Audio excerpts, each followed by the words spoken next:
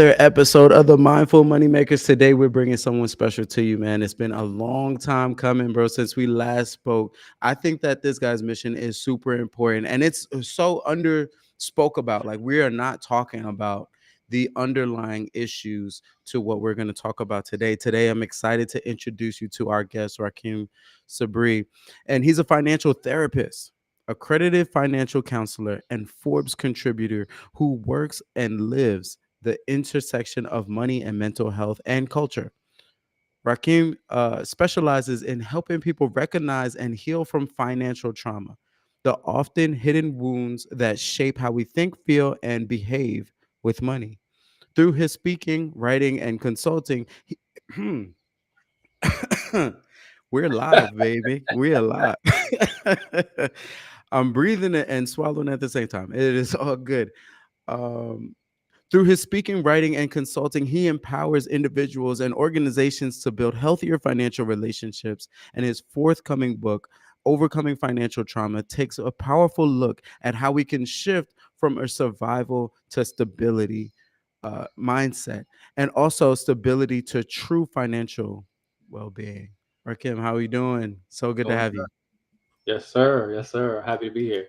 Yes, indeed. We had some humanness pop up in your Important. introduction. That's important. Sorry about being human real quick, but I was able to introduce you kind of briefly, and from what I said, I can tell that this is just a surface level. I know that there's many different layers, and that we can go so much deeper into what got you here, where you are, and where we're going. So I want to give you a little bit of a opportunity to kind of introduce yourself a little bit deeper. Tell us about yourself. Yeah. I'll start with my career, as I think often we identify right with that. I started in the banking industry at 21 years old. Worked in the banking centers directly as a part-time teller. Moved my way up through management, and then worked in operational support for a call center. There was the programs that I managed while I was in that kind of behind the scenes role were chat, email, social media, right? So that's kind of like my exposure to social media on more of the business side. In May of 2021, I decided that I wanted to leave the bank and pursue entrepreneurship. I thought I was going to jump right into financial coaching and that there would be a line out the door of people coming up to me and asking for my services. Very quickly learned that that was not going to be the case, right? I had to learn about marketing and client acquisition and how to build an offer and all of those things. But in the process of learning, I think what is probably the most significant to this conversation is that I also had to learn what my message was, how to differentiate myself in a space that was, in my mind at the time, very saturated. So we're talking about 2021. This is just after the pandemic started. There were a lot of creators, or would be creators, people who are focusing on building a brand online, packaging or repackaging product around courses and books and coaching programs and etc. to take advantage of the opportunity that was present. And there was a significant opportunity present in terms of what revenue generation can look like through those models. In doing that, I wanted to emulate the success that I had seen before leaving my job, which that time period was dubbed the Great Resignation, if you remember, and just kind of fell flat on my face. I'm gonna be very honest. So in that process, though, and I'm grateful for it in hindsight as I'm recalling it, right?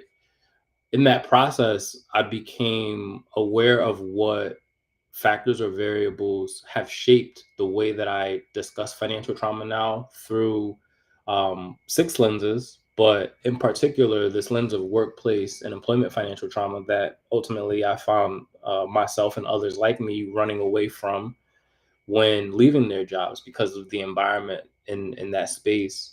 But also the trauma that comes with entrepreneurship in you're trying to fill this void or you're trying to get away from this pain point through the traditional 9 to 5, and then you go into this whole new world where you don't know what the outcome is going to look like, right? So every day is a challenge to your nervous system, and that's the theme of financial trauma, when I talk about it as an embodied experience that I like to focus on, is how do we recognize that we are constantly being put into a place of dysregulation when it comes to our nervous system? And how do we have more agency and control over our responses in that space? Because a dysregulated person is a profitable one, right? So if you are dysregulated, oftentimes advertising and advertising science will tell you that in order to feel better about the position that you're in, you need to spend money, or you need to spend more money. And so what that money is attached to oftentimes is a product or a service that says, oh, you can be better as an entrepreneur, you can be better as a fitness person, you can be better as a partner, you can be better as whatever. And advertising science is so pervasive in that way that people are like, okay, I'm dysregulated, I'm super stimulated, I'm trying to solve for an issue. I don't know what the issue is because we're not socialized to view money as a threat. And so because I have it, or because I can go get it, right? So cue in the credit cards and debt. um I'm going to go and I'm going to try to solve for this problem. So that has been both a combination of lived experience and the academic science associated with understanding financial trauma, how it shows up. And that's financial trauma specifically as a part of a broad understanding of financial therapy, which is an emerging field that sits kind of at this intersection of mental health and financial planning. So I discovered financial psychology, went down this rabbit hole, discovered the Financial Therapy Association, went further down the rabbit hole.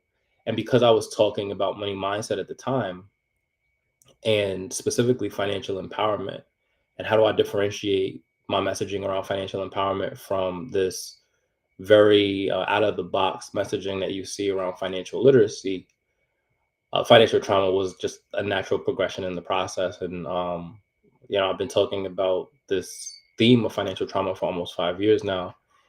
And the time flies. And so depending on what you do with it in the time that's flying, I've been fortunate to kind of stay in my lane, not try to jump between topics, but like deepen and widen my understanding of how this shows up and how to get it in front of the right people. And it's resulted in a lot of the wonderful things that you were able to introduce as a part of my introduction, right? Writing for Forbes, um, this book that's coming out, Overcoming Financial Trauma with Wiley, speaking engagements, consulting for organizations, travel, like just all beautiful things that have been a testament to resilience that I've had to build in this process. And I think it's important for me to share that because I think a lot of people can get up and talk about financial trauma through academic lens because it's a buzz phrase now, and we're hearing about it, and you go and you read about it, but it's different. It hits different when you have experienced it.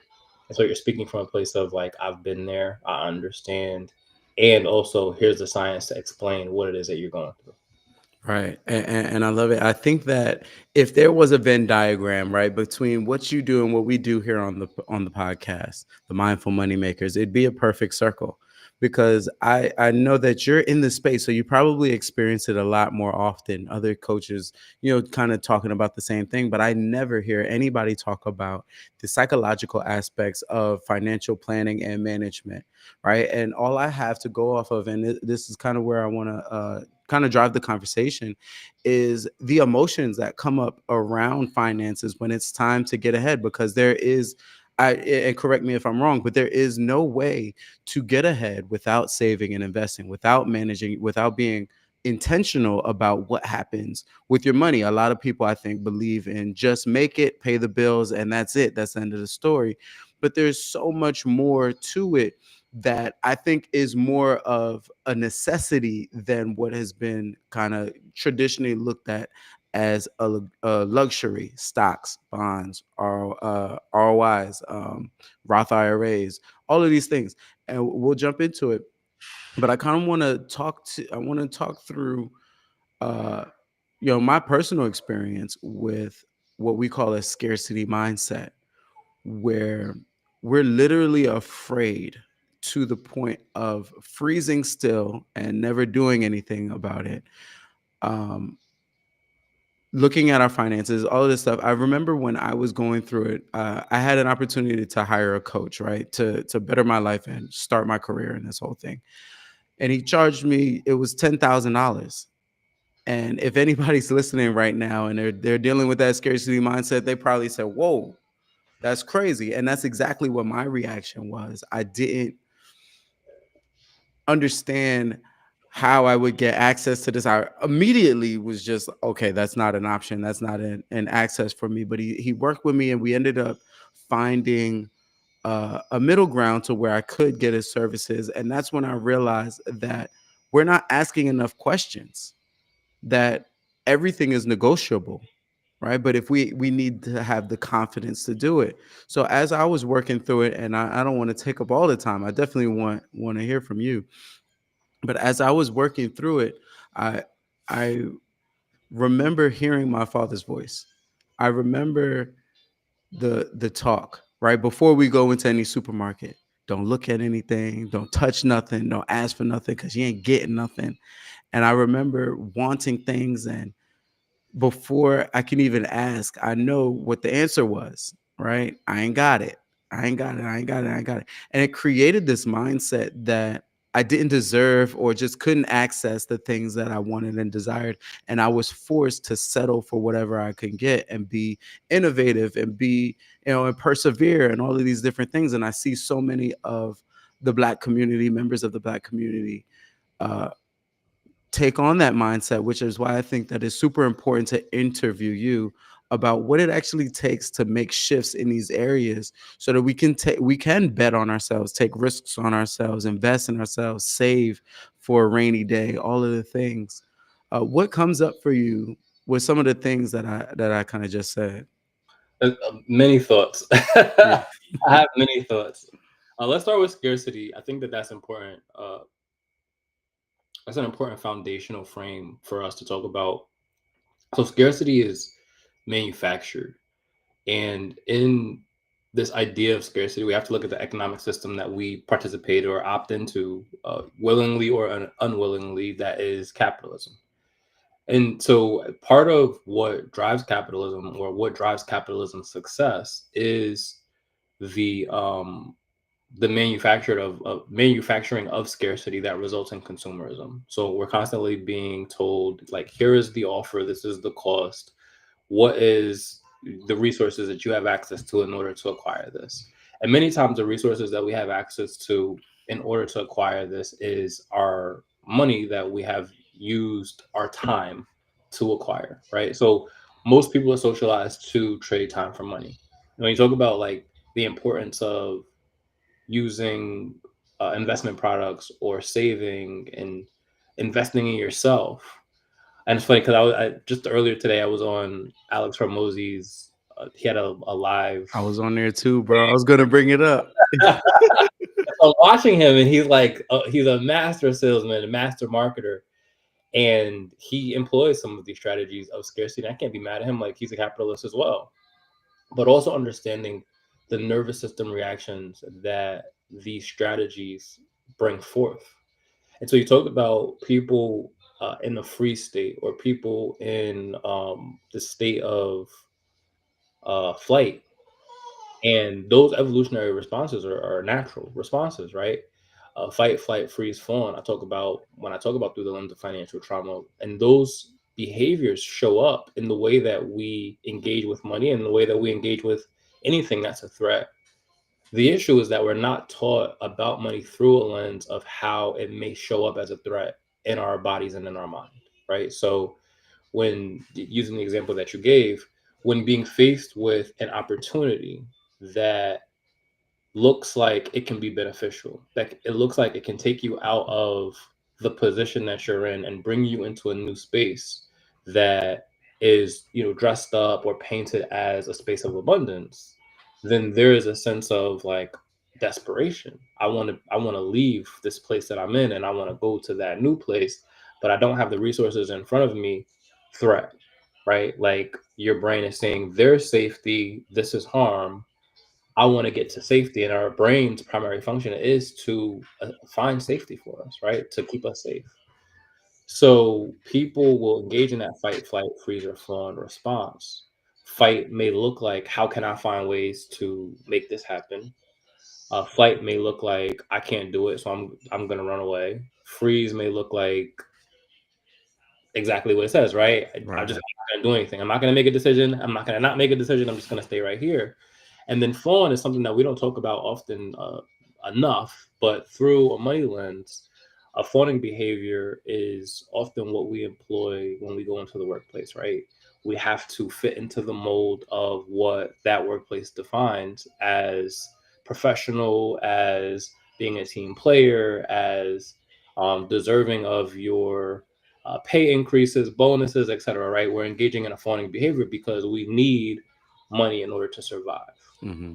So going back to this idea of scarcity, when we talk about the scarcity mindset, and I've been reframing how I use that and whether or not I unite with that, we have to recognize that again, scarcity is manufactured. It's a social construct that's not real, but it is a key concept to driving capitalism and specifically within capitalism, consumerism that involves us spending our money. And Mm-hmm. in order for us to spend money, we have to go and we have to use our time to get money. And so it creates kind of like this vicious cycle because what is super characteristic of capitalism is the the who controls the means of production, the have and the have nots, right? So if we're all cogs in the machine using our time for money, in order for us to keep having a reason to spend money, we have to keep using our time and going to work, right? So it creates this vicious cycle. And we're not socialized to view it that way, and we're not socialized to recognize how the manufacturing of scarcity is going to cause us to be dysregulated so that we're looking for a solution through how we spend our money, right? So I'm repeating these things because I think that they're important, but specifically addressing as well the idea of scarcity, and when you talk about the Black community specifically, that manufactured scarcity has been a part of our reality for really since inception, right, of the United States. So there are very real external and internal forces that many of us specifically are combating with when Mm-hmm. it comes to this idea of scarcity. So we may have, excuse me, material scarcity by way of what is around us. Do we have a place to live? Do we have food? Do we have clothing, et cetera, et cetera?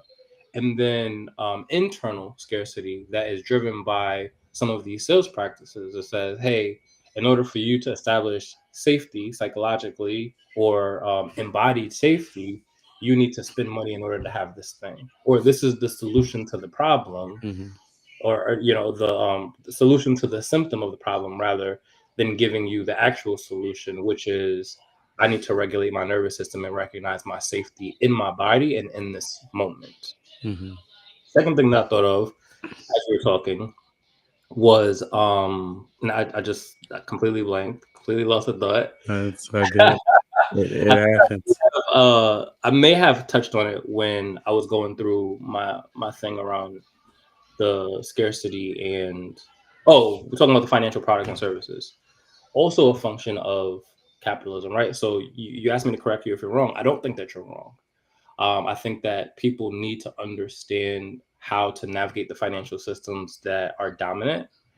At the same time, we can point out how the financial systems have caused harm, right? So the people, I don't believe that people make bad financial decisions. This is a recent thing that I've kind of come across, right? Could be erring on the controversial. Mm-hmm. I don't believe that people make bad financial decisions. I believe that people make what they feel like is the best financial decision for them in that moment. Mm-hmm. And in hindsight, we can look at that from a place of wisdom or from a place of education and recognizing what are traditional ways to leverage financial product services strategies, and how that is often recommended to be successful within the game of finances, if we can use that as an analogy. So if you're playing chess, if you're playing Monopoly, if you're playing basketball, if you're playing uh, whatever, right? There are rules for how you navigate those games. You can't kick a basketball, Right. right? And you can't dribble a soccer ball. And the same thing applies when we talk about financial systems. The issue is that when we look at the decisions that we label as bad financial decisions, a lot of times people are trying to solve for something, right? Either it is a deficiency, right? And I don't have, so I'm going to do this thing. This thing may be illegal. This thing may be unethical. This thing may be super on the line, but I won't take risks. So I'm not going to put my money into a Roth IRA because they're viewing it as risk. Mhm. On the other side, people may become super vigilant. Hyper vigilant is the clinical term, right? Where they're like, I'm gonna do everything to the extreme degree, right? I'm gonna wake up at 5 o'clock in the morning. I'm gonna take the call, and I'm not beating up on the 5 a.m. crew, but I'm gonna wake up at 5 a.m. in the morning. I'm gonna take the cold shower. I'm gonna go for the job, do like all the things that are prescribed on social media. I'm Mhm. gonna make all the money. I'm not gonna spend it though. I'm going to invest it. I'm going to save it. I'm going to hoard it Mhm. because for them, they have established a connection between what money represents Mhm. and safety, right? So if I have money, I'm safe. If I don't have money, I'm not safe. And those associations that people make, whether it be on the avoidance side or on the vigilant side, Mhm. are behaviors that come as a result of our financial socialization. And that financial socialization comes often during childhood. We talk about the emotional aspect of financial planning or any financial decision making.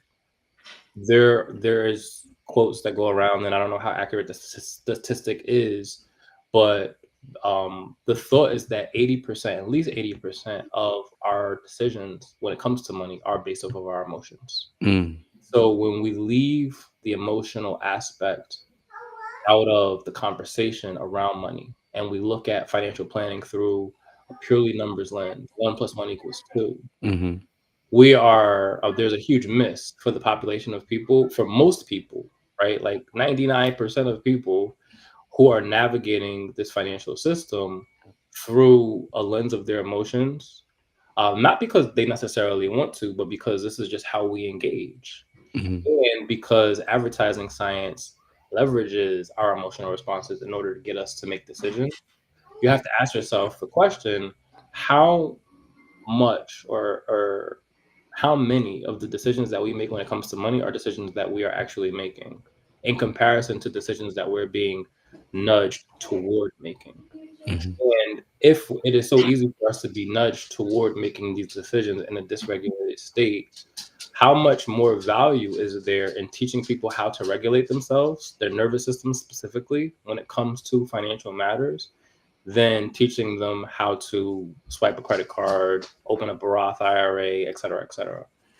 And the last thing I'll just say on this is there is concern and rumbling around the profession of financial planning due to the rise in AI, Mhm.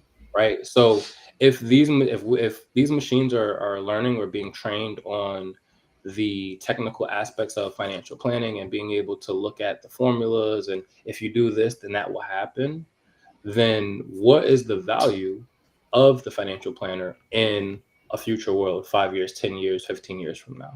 Mhm. I think that what I've seen in the industry based off of my engagement with financial planning professionals is an uptick in the embracing of understanding the behavioral aspects of finance that incorporate an understanding of human emotion, Mhm. particularly in response to the economic systems that we navigate. And so I know I said a mouthful, Yeah, yeah. but I think that those things are important when we talk about scarcity specifically, Mhm. particularly when it comes to providers like us in how we position products or services for the people that we're engaging with, but also when it comes to the people who are the end users, when it comes to their response to how we're positioning these products. Yes, you can change your mindset, you can embrace this idea of abundance, you can reject scarcity. In the process of doing these things, it's also important to understand that it's not just a psychological or mental thing. It's an embodied experience that many times comes from our experiences that we have directly, but also the experiences that we absorb through financial socialization, through what it is that we observe about how people are treated who don't have money, who don't have opportunities, and also through the generations, right? Because Mhm. we carry generational trauma in our DNA that also shows up in how we engage with money. Right, right. And I think that you have a pretty wide market. I think that most people have some type of scarcity mindset or some type of aversion to finances and being intentional with their finances, but may not even be able to recognize it. So I want to ask you, how do you know when you have a scarcity mindset? What are some of the symptoms that might show up in your mind, in your energy, in your heart, in your life to let you know that you have a scarcity mindset? Yeah, I think it shows up in some of the ways that I talked about already, right? So it's going to look like avoidance, where you might tell yourself messages around you're not deserving, you're not good enough, that you're bad with money, that this is not for you. I remember growing up, we would talk about stocks, and I would hear associations, and I want to paraphrase. I don't know, remember exactly the phrasing, but I would hear associations between individuals who navigated the stock market, who use the stock market, and white people. Like that was a white people thing. Oh, wow. And it's funny in hindsight now because I'm like, how could it be a white people thing, right? But when we talk about scarcity, again, going back to this idea of scarcity, some things and practices are gate kept, right? And Mhm. so we may make those associations based off of messaging that has come down through generations because at one time it was not something that we had access to, right? And so scarcity through avoidance is one of the examples that I want to provide. I have money, but I don't know what to do with it, so I'm going to give it away, or I feel obligated to share with everybody, right? Right, Mom, right. dad, brothers, sisters, nephews, whoever. Um, Religion also plays a role, right? In how it can exploit people to make decisions around money that reinforce associations between having money and evil, right? Right, right. So there are people who carry the narrative, even though it is misquoted, that money is the root of all evil, and in that, carrying that narrative, they feel guilt or shame around having money in the Mhm. event that they come across money, or they feel guilty about individual not guilty, but they feel disdain towards individuals that have money because they're viewing the acquisition of money through a lens of that person had to do something bad in order to get it, Mhm. right? So those are more avoidant manifestations, and then on the other side is the vigilance, right? So it's I think of these as like your fight response, right? I'm going to go out. I'm like hustle culture, grind culture. I'm making the money, and then now what do I do with the money? People sometimes operating in a space of desperation. So again, speaking through a lens of scarcity, you might see one of those offers that says, "Buy now, will never be offered again," right? And that's manufactured scarcity. When Mhm. we talked about Alex Hormozy's live stream earlier today, I'm watching it, and he makes this like outrageous offer, and I'm like, man, that sounds really good. And there's a price tag, and I'm just like, I don't know if it makes sense for me to pay that. But I'm thinking about it, and I click away, and he's making it seem like this offer is exclusive to the um the live stream. Like it's not going to be offered anywhere else. It's not going to be offered after the live stream. Go on Facebook, and here comes an ad that's offering his offer, but it's also offering his offer until Monday. So right now we're in Saturday, right, for the whole weekend. Mhm. So the way that the offer was positioned on the live stream was you only got until the end of this live stream to buy this thing. Mhm. So people are gonna make that decision because they're like, well, if I can't get it any other time, I'm gonna get it now.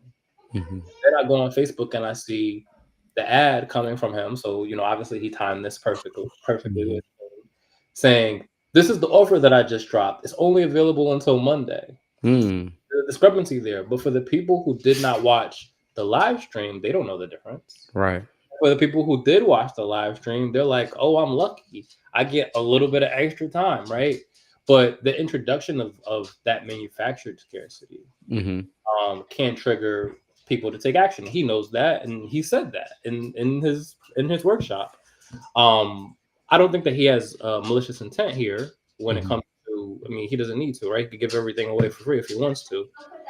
But I think that it's important to point that out when it comes to people who are actively in a survival state.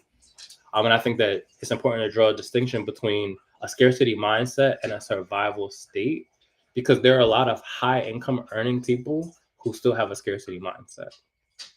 And there are people who are low income who are not in a scarcity mindset, but in a scarcity reality, but existing in a survival state. And you know, this might be a curveball here, but the individuals who are existing in a survival state at a low income that do not have the scarcity mindset might try and find ways to acquire the big ticket item, right? So if we're talking again through the lens of Cormosi's program, I might be low income, no scarcity mindset, wanting to figure out how can I buy this $6,000 system, but I need to make sure that I need to pay my rent, right? And so it shows up in a variety of different ways. And I think when we incorporate like this embodied understanding of how our bodies respond to stress, threats, trauma, the messaging and socialization that we have, there's it's going to manifest in a variety of different ways. But I put it into those two categories most frequently because that's what I most frequently see. Either people are generally more avoidant in their response or they're more vigilant, but it's two ends to the same spectrum or two sides of the same coin. Right, right. And I'm glad that we were both on Hermosi's live because it's going to make for a really good conversation. Because I did want to bring it up. It is perfectly aligned with the topic at hand, my experience anyway. Where I talked about in the beginning when we first started talking about the $10,000 offer, and it was just like, oh my God, I wanted to run, right? And because I didn't run, I felt like I was equipped to now guide other people through these very difficult emotions so that they can take big risks. Uh, I also learned throughout my process what you just said, but I still got to pay my rent. That first investment that I made, I invested my rent money, right? Not knowing any better. I mean, I'm glad that it worked out. I'm so glad that it worked out. I learned so much about myself, about my money, about business, from the actual delivery of what I invested in. And I've noticed that since that part, I've been able to be aware of these very uncomfortable feelings when it comes time for an opportunity to invest. And the more that I faced it, the more that I went ahead and invested earlier, I realized that the less the feeling had control over me, right?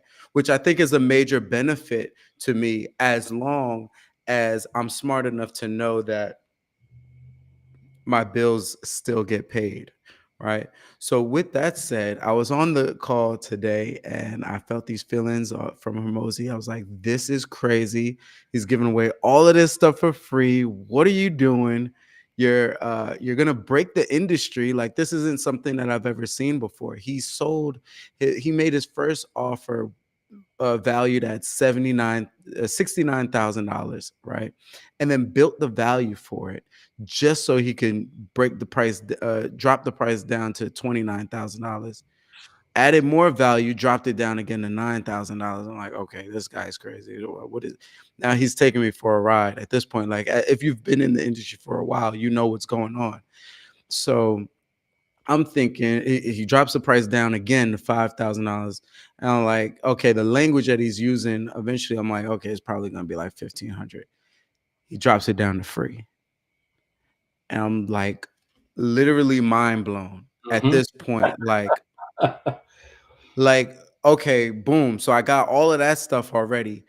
He had me literally like, please sell me something. Let me buy something, please, whatever it is.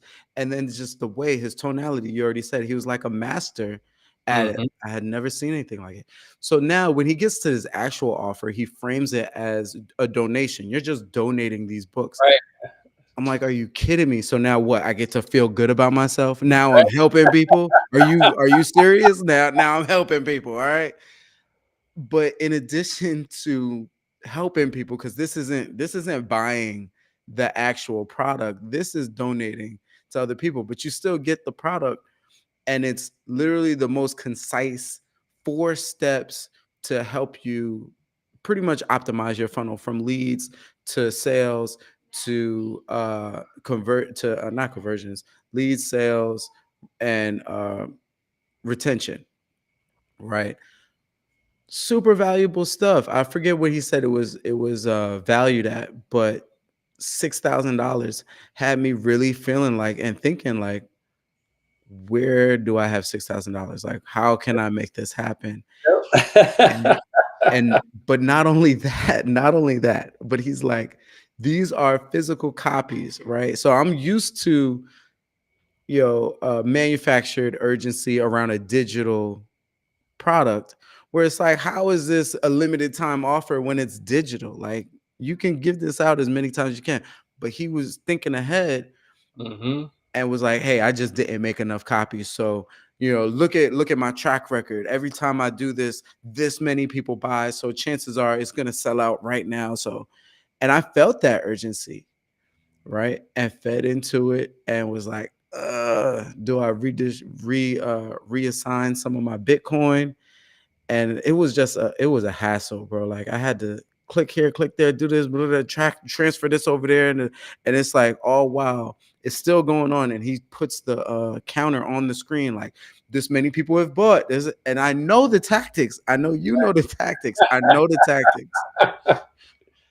But from my research, I mean, and I'm excited to get your take on it. But I've researched it, and I think that Hermosi is probably one of the more credible people out here in the world of gurus and Grant Cardones and people that I'm not afraid to throw under the bus.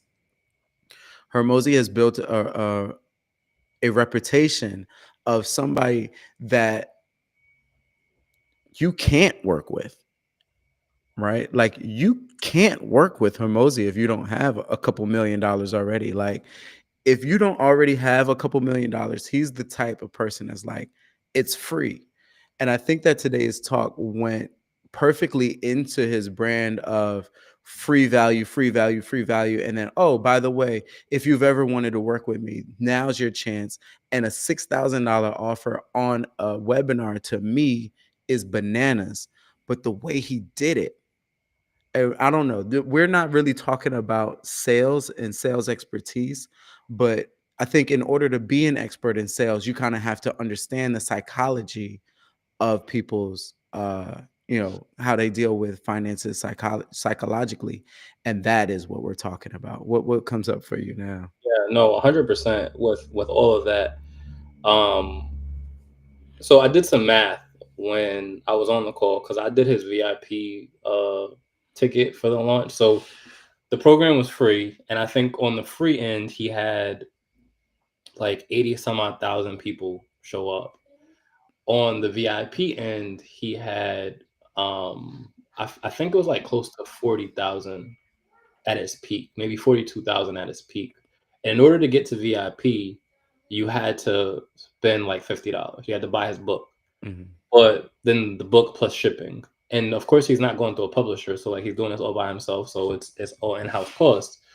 But I think he mentioned that he spent 4 million in ad spend and made 6 million back. 4 million made 6 million. Okay. Spent 4 million on ads, made 6 million. So the cost to acquire the customer was like a negative, right? Not a negative, a positive. Like he had a surplus, Mhm. or it was a negative cost that resulted in profit for him. On a sales, if I could just highlight that right there. You said cost to acquire a customer. So he got paid to get customers. That's crazy. I just want to highlight that right there. Right. He got paid to get customers, and then just looking at the numbers from the VIP, um, if there were, I think I did the math. It came out to be like 2 million, or just over a million, like close to 2 million, just on people showing up. And then on top of that, he's selling his book, right? And then on top of that, he's selling his book, and then he's multiplying the sales of his book by saying, and I loved how you honed in on like the donation thing, because he's like, buy 200 copies of my book for somebody else, like not even for me, but like for somebody else, donate it to another entrepreneur, and he ties it to this feel good moment. and it's $6,000 to buy 200 copies, but like he's making that money. Like, he Right. already funded the books. Like he's making that money. And I think the cost of his book is like $30. I'm pretty sure it does not cost $30 for him to put the book together. Even like it's hardcover. I'm Yeah, no probably gonna way. guess maybe No way. $15, maybe. Mhm. Um, Not even but that. it's yeah, probably not even Like that. six It's like bucks probably. insane Yeah. how much he's making just off of the book, but the offer is tied the way that the offer is tied in. He is scaling this book and its launch in a phenomenal way. But going back into the experience, so as I was watching this, I was experiencing the same emotions, which is funny to hear. Yeah. Um, I was like, I'm I sitting there like, need that. how can I get $6,000 to buy this thing, right? And I'm talking to a couple of friends of mine who's also watching, and I'm like, yo, you buying this? And they're like, yeah, I think I would buy it. So like you can I'm like, everybody's having this shared experience, mhm. and everybody that I'm talking to about it is like in the industry of sales. So like we're all recognizing the technique. Yeah. At the same time, we're all still being impacted by it. Mhm. So he did a phenomenal job. Like it was definitely a master class on how to use sales psychology and how to establish goodwill, how to build credibility. Like he starts telling the stories around taking risks and taking chances on himself, and when were the moments in his life that he did. And it made me reflect on my own experiences and the chances and risks that I've taken up to and including leaving my job, which has been, we were talking about this kind of offline, a decision that I've made that I don't regret, but has certainly come with its challenges. Right, it's come with the wins, but it's come with the challenges. And so I think when we're talking to people or we're talking in front of people about these experiences, oftentimes we will highlight and celebrate the wins, but people don't understand the emotional roller coasters that have taken place or the sacrifices that you have had to make in order to make those things happen. When you're talking about your story, I could relate to a lot of what you said, but what I honed in on was the resilience piece. You talked Mhm. about how making this decision over and over and over again makes it easier for you to make the decision faster because you are, and you didn't say it this way, but I'm going to say it this way. You have learned to trust yourself in the process of, once I make this decision, everything will be okay.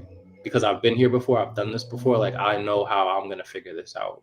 Mhm. And because so many people don't make enough of those decisions to learn how to trust themselves, Mhm. that's where they get stuck. And thinking about a lot of the what ifs of, well, if I do this, then what if that happens, right? And Mhm. there's so many variables to paint like these experiences with as salespeople or service providers, and as consumers on, on the back end.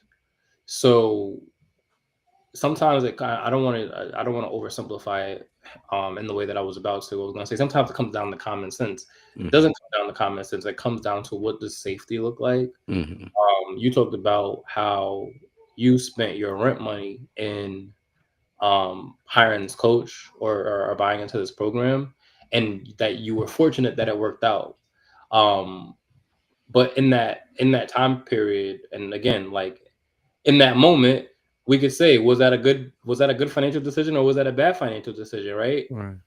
A financial professional might look at that and says that was a bad financial decision, right? Like you sacrificed your housing for this. But in hindsight, because it worked out, you can say, well, it was the best financial decision I ever made. Right. Right. Right. And so that's why I've been working on removing that phrasing from my vocabulary, Mhm. because I think when we label things as good and bad financial decisions specifically, that one, it casts shame and guilt for individuals who may have been wanting to exercise that resilience muscle, and things didn't work out the way that they had planned for it to, or they made the decision because they felt like it was the best decision. Like in your mind, if you had to go back and think about what were the variables that made you feel like this was worth it, Mhm. right? It was worth it for me to miss paying my rent so that I can make this happen. what were the variables that showed up, like that made it a good financial decision for you in that moment. Mhm. And if it didn't work out for you in that moment, you may still feel like it was the best financial decision for you because of what you learned. And the Mhm. knowledge is not anything that anybody could take away from you. Mhm. But if it didn't work out, you're like, yeah, well, I tried, it didn't work out. I still have the knowledge. Mhm. So it comes down to, and I think, this kind of answers a question that you had asked or that you haven't asked yet. But when it comes to how do we get more comfortable with exercising that resilience muscle or getting away from the scarcity mindset, that we have to recognize or identify, where do our values lie? Mhm. And there's no wrong answer. There's no shame in your values being consistent with what is traditionally prescribed as safe, right? Mhm. If that looks like staying on the hamster wheel in a 9 to 5, then that's what that looks like for you. But if that looks like my ambitions are greater than like this status quo that's been fed to me, I'm going to leave the security or the illusion of security that comes with a 9 to 5 and pursue entrepreneurship or pursue what it means to self actualize through the pressures associated with flexing that resilience muscle. Then that is the right answer for you. Mhm. But I can't go to somebody and say, because I did, you should. And Right. I think that's the miss that a lot of coaches have, or that a lot of financial professionals, specifically because that's the space that I'm coming out of, have. In that sometimes we project our own biases, experiences, triumphs, traumas onto other people as a part of our service delivery and the method that we communicate the lessons that we communicate as coaches or as educators, and also in our sales approach.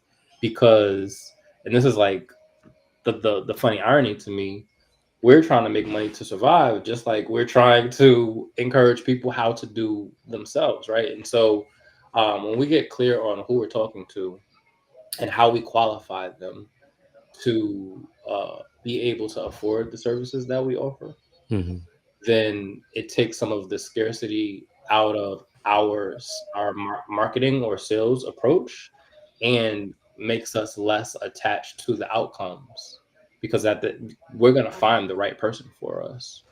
But unfortunately, because coming out of that COVID era when everybody was packaging courses and coaching programs and what have you, I think scarcity was present on both ends, Mhm. right? Scarcity was present on the end of the end consumer who's buying into the product, and maybe they bought into a product or they bought into a program that was just poorly packaged. Mhm. That created a trauma impact for them, where like, I'm not trusting people's programs or what credibility they have or don't have. And it also created scarcity on the end of the service provider, in that, well, I need to make money to survive, so I'm going to go offer this to so many people. And then the last piece of nuance that I want to surface here before I yield is that we have to look at where we are in our economy right now Mhm. too, right? Um, the scarcity that we're feeling, that we're experiencing, is, yes, manufactured, but it's also very real, right? Inflation is very real. The cost of living is very real. People are having a hard time finding new jobs, leaving their old jobs if they've got laid off, getting you know getting money in their household. The cost of housing is extremely expensive. The cost of power is going up. The cost of food is going up. And so people are panicking because what they have come to know as consistent and safe in their lives, it's all being shaken up. And so that can influence how our approaches to money, whether that be how we spend it or how we acquire it, looks individually. Mhm. Right. You said so much. I did. I Yeah, know. yeah, no, you're a beast. I hope y'all listening right now. I hope y'all taking notes, pen and paper. This isn't a passive listening session. This is a actual master class. I think that you're touching on so many really really good points. Um, where do I want to go first though? This is crazy. The one thing that you said, and I just want a point of clarity, right? Like, so when I did invest my rent money, right, I didn't not pay my rent. Like, it worked out within the month, right? So I was able to, start getting my first clients, even though they weren't like high ticket or anything. My first clients started coming in right away. So I'm very excited about the experience that I had, and I don't recommend it for anybody else because, like you said, there are so many different variables into that went into what made it work for me that might not, like, as a parent now, as a husband now, like, I wouldn't, make a decision like that. But back then, my rent was fairly low. I only had me to worry about, so there were different things. Did I have $10,000? Absolutely not. But I was definitely more risk tolerant. And I think that that's an important thing to note because you kind of have to gauge your own individual risk tolerance. You can't just go on a Hormozy thing and he's like, yeah, Elon Musk put up his entire net worth 3 times. I'm like, fuck Elon Musk. I'm not Elon Musk. I don't own PayPal or whatever he was talking about. Like, you still have to be hyper aware of the buttons and triggers that they're trying to pull within you to make you take a certain action, right? But at the same time, in the same token, the only way to be aware of those type of things is by exposure, by putting yourself in very uncomfortable situations. And that's my experience, is not running away from a high ticket item, but instead, like what we did, ask that one question: how can I? Not just that I can't, because that was my father's mentality. I ain't got it. I ain't can't. Conversation done.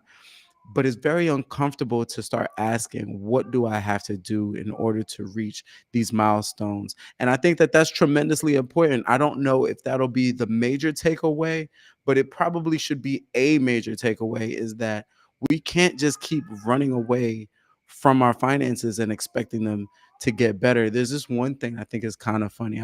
It's like living rent free in my head for like at least a decade. They say we'd rather check our Facebook than face our checkbook.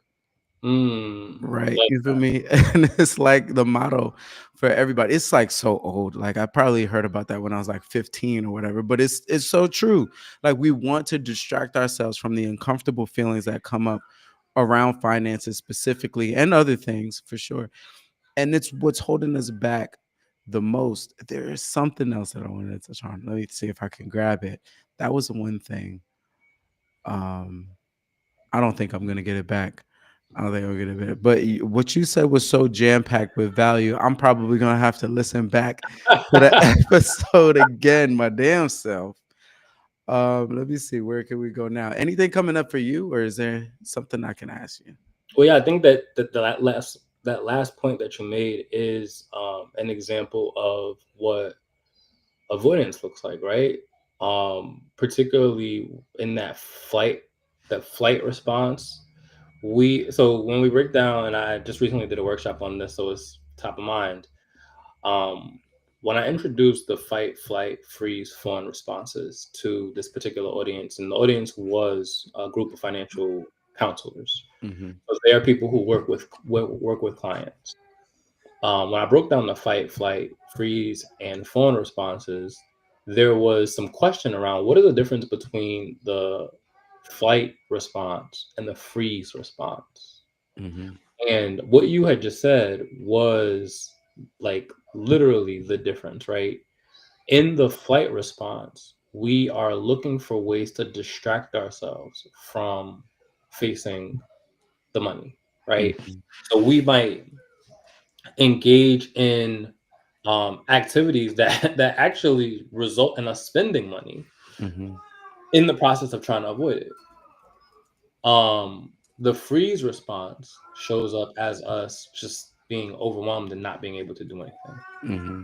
In both of those instances, like nothing, we're not moving closer to the accomplishment of a goal or scratching off, this is the thing that I need to address financially, behaviorally when it comes to our finances. Mm-hmm. But it is still, I'm either trying to make movement to avoid the discomfort, or I'm not making movement at all. Mm-hmm. And so creating for the individual. I think this is the responsibility of the individual. Yes, financial professionals can help with this, but for the individual, if you are somebody who is identifying with how avoidance is spelled out or how vigilance is spelled out when it comes to navigating your finances, if you're somebody who is wanting to uh, break away from the scarcity mindset, Hmm. that you need to learn how to not run away from your problems when it comes to money. And part of learning how to not run away, and this is something that I've been saying a lot lately with groups, is that these conversations are often very uncomfortable. Hmm. But uncomfortable does not equal unsafe, Hmm. right? And so when it's important for us to recognize our safety in the discomfort that we feel so that we don't write it all off as I'm uncomfortable, I'm unsafe, and as a result of being uncomfortable and feeling unsafe, now I'm going to engage in a behavior to make myself feel like I'm safe. Hmm. A lot of times, those behaviors look like, let me go spend money, right? Let me go engage in retail therapy. Let me go buy a drink. Let me go, whatever, right? Whatever your vice is. Many times you have to spend money in order to accomplish that. So, yes, I'm gonna repeat that. You're Just because you're uncomfortable doesn't mean that you're unsafe. Let's go. I'm so glad that you repeated that because I was going to. That that is powerful. That is powerful. That growth is uncomfortable sometimes, but that doesn't mean that all uncomfortability is safety. So it's up to your discernment to really like know. I think that the first step, right, is to have a goal, right? I I've been thinking lately, and I've been spending a lot of times on threads, embarrassingly, just talking with people and just throwing out, controversial ideas, this, that, and the other. And it seems that a lot of people don't see a value in coaching and getting support. And I got to thinking about why that might be. And what I arrived at was not having a goal in the first place. Because if you have a goal, right, and you know somebody that has achieved the goal, if they had an offer to help you and mentor you, I think that that becomes a no-brainer. Even if you don't want to do it, it's not like, why would I? It's not, it's not, why would I ever get a coach, right? So a lot of people are caught in this, this life where they don't even feel like they deserve more, so they don't even think about it. They don't even imagine it. They don't. I put out a post say, and this is after, the past couple of days, my threads has seen like 800,000 views, right? So I'm like, hey, let me test the waters with something that's actually relevant to my business, to what I'm doing. How many of you all are actually serious about making $1 million in your lifetime? I got two responses, and they were both from people who've already made $1 million, right? So what that says to me is that people are not thinking on that grand of a scale. People are settling at a majority rate. We might, I would assume that most people want to make $1 million, and it ain't nothing to say, hey, yeah, me, I want to make 1 million. What's going on? Let me take this opportunity to affirm my financial future. But it's just not the case. So I think that it's important to mention also that, the first step is deciding what it is that you want and that you deserve it, that it is possible, right? And I don't know, man. Maybe I'm addressing people that aren't really the target market for this conversation, because there are a lot of people, or maybe not a majority, but there are a handful of people that are on that path, that do realize that financial education, financial literacy, emotional intelligence, and the overlapping areas are actually important, are actually a priority, and they're listening right now. We need to say something to them. Let me ask you this, right? So in the work that you do, right, you help people get in touch with themselves and build more healthier relationships with their finances. How can we get in contact with you, for the people that are listening right now that need what you have to offer? Yeah, I think the first place I would direct people to is my website for sure. So that's rahkimsabree.com. From there, most of my work lately has been focused on organizations. So I deliver my services through speaking, like Hormozy and his model Yeah. of free, right, and value. I do often write. So I have a column with Forbes. I write occasionally for CNBC Make It. I do podcasts like these. So I'm producing a lot of free value so people hear my voice, and people usually engage with other people that they know, like, and trust, right? Hmm. I'm not a stranger to that, but I primarily work with organizations who have a budget to bring on a speaker, to do workshops, to do research. But on a case by case basis, I will do one-on-one work. And so there is a spot on my website for inquiries around speaking. There's a spot on my website for inquiries around one-on-one work. My email is on my website. All of my social media is on my website. So that's a good place to start. And then I have this book coming out, right? So Overcoming Financial Trauma is due to release in November of this year. I think it's November 12th is actually my publication date. And in that book, I am covering financial trauma very broadly. I think in probably one of the most unique and complete approaches to discussing financial trauma, where I introduce 6 sources of financial trauma. I talk about the embodied component of financial trauma. So this fight, flight, freeze, fawn response that I was telling you guys about. I talk about the some financial therapy theory in the book. So what are money disorders? What are money narratives? What are money stories? How do we work to change those? I talk about the steps to financial healing, which include building community, and as part of your community, and you said something that made me think about this as well. Um, Part of building your community is working with peers, so people on the same level as you, Hmm. people who are not where you are, right? So people who are looking to get to the level you are, and then people who have done what you would like to do. Hmm.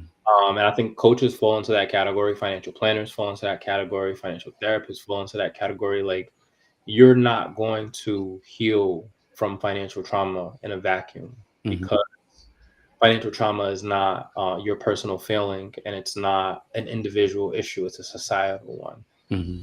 So the only way to address a societal wound is by engaging community.